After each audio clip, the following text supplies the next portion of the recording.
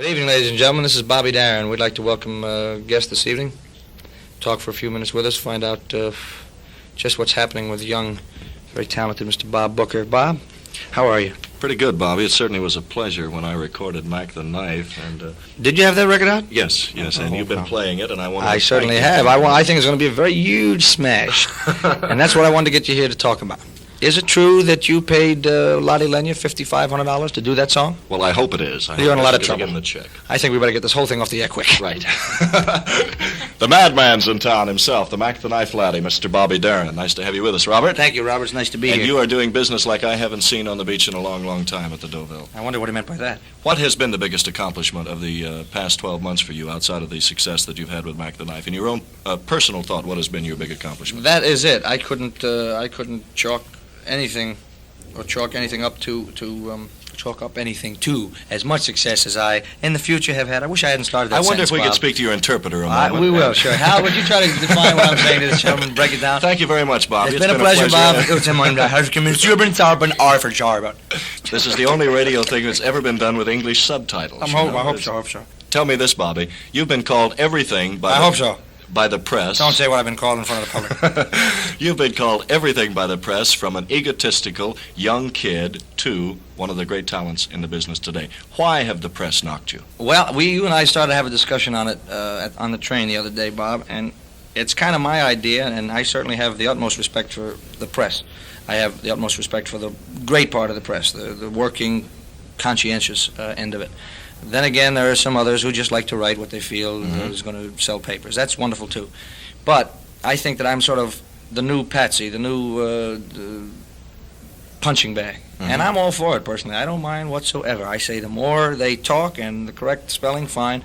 That's all I really care about. You see, Bobby, I've as read... As long as I haven't done anything justifiably to justify, actually, their knocking, you know, as long as I feel I'm right, I don't really care what they say. God forbid I would do something immoral or something really sinful, well, then it would be a different case. But if it's just an attitude that they're knocking, that's all opinions. And they are certainly entitled to their opinions. I've read a lot of complimentary articles about you, never on a front page, though. I mean, I read the knock, the blast articles on the front page. Do you think this has something to do with it? Are these newspaper writers trying to associate their name with yours and make front page copy out of it by association? I'm very flattered if they think enough of my name to want that association.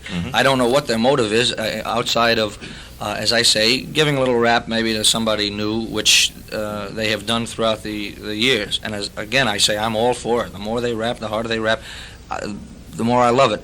If it were 100% rap, if all the columnists and all the newspaper people rapped and nobody said anything good, I'd worry. By the same token, if everybody loved me, press-wise, I'd also worry, because I'd certainly be abnormal. So the balancing of some not liking and some being pro Bobby Darin is what I'm really interested in maintaining. You know? As long as they talk. But would you do us the... tell us about the crack that you got quoted about Sinatra, where the press said Bobby Darin has said he'll top anything that Sinatra has ever done.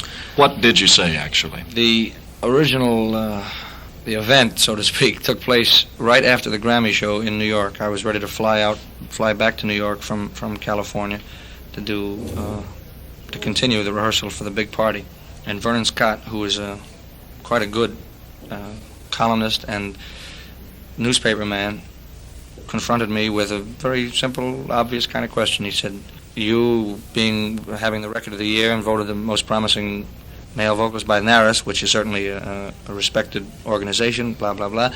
I understand, this was his quote now, I understand that you want to beat out Mr. Sinatra, or to replace Mr. Sinatra. And I said, well, that would be like replacing the Pope. You know, that's not a job for me. That's a job that people, kind of get together and vote that way. And I said, it's not my intention, or worse to this effect, it's not my intention to place any one man on such a pinnacle as to have to go after his particular seat or throne or whatever, which way you want to call it. I would like to be the number one man eventually. Therefore, when I'm number one, means other people will be in the second and third slot. Number one position will come as a result of the people kind of getting together and saying this guy is number one, as they do, and as I certainly do for Mr. Sinatra today. This has nothing to do with Sinatra or Al Jolson or or any other legendary kind of figure in this business. It's a combination of them all. If I wanted to settle for mediocrity, I'd work at mediocrity. I don't. I want to work for exceptionalism and for kind of the best, and no matter what I do. And whatever's been done before, and this is basically the quote, whatever has been done before, I should like to do bigger, better, and faster. You are interested in the And this success has nothing of to do Bobby with Darin, exactly, and not how exactly. it affects anyone else.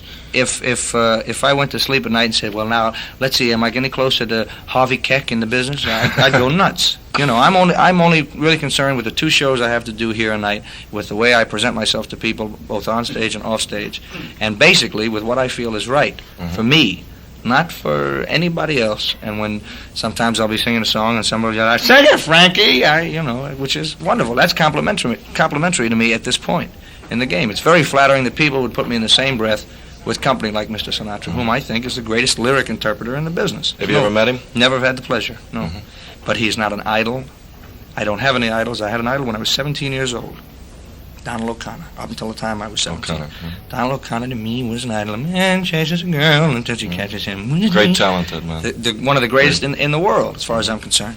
And at 17 or 18, I think it was, I had a little experience and blah, blah, blah. And I just looked back and I said, there is no reason in the world for me to set goals that have already been attained and achieved. And Donald O'Connor is as great as Donald O'Connor can be, and Frank Sinatra is as great as he can be, and Sammy Davis Jr., et cetera, et cetera.